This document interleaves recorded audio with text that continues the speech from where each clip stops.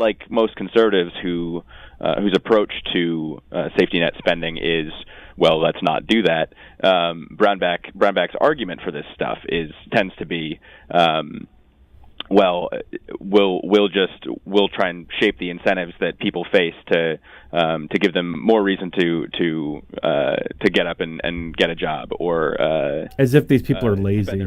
Spend their money in smarter ways, and it all ties back to this idea that this weirdly paternalistic idea for the party that's more traditionally associated with sort of libertarian ideas about personal freedom, but there's this very paternalistic set of ideas about the requirements that you can put on somebody as soon as they take a dime of public money to get any kind of assistance. So we're talking about things like drug testing for welfare, even though every time that's been tried, it's basically reinforced the research showing that in fact, no, welfare recipients aren't more likely to be drug users than the general population. They're less likely to be because they don't have any money. Funny, we don't have any studies to compare whether legislatures that pass such rules are more likely to be drug users. One would think it's probably true. I would bet they've certainly got more likely to have the disposable income for it.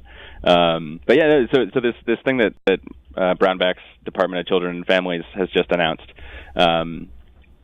is basically they're not going to continue to waive a federal requirement that people work if they're on food stamps. That's sort of confusingly worded, but the way that the food stamps policy is set up at the federal level, there is a requirement that after 3 months of receiving supplemental nutritional assistance program funds, food stamps, if you are an able-bodied person with no dependent children in your household, then to continue to receive food stamps after 3 months, you've got to go find at least part-time work. You've got to be working at least 20 hours a week. That's a byproduct of the 1990s welfare reforms.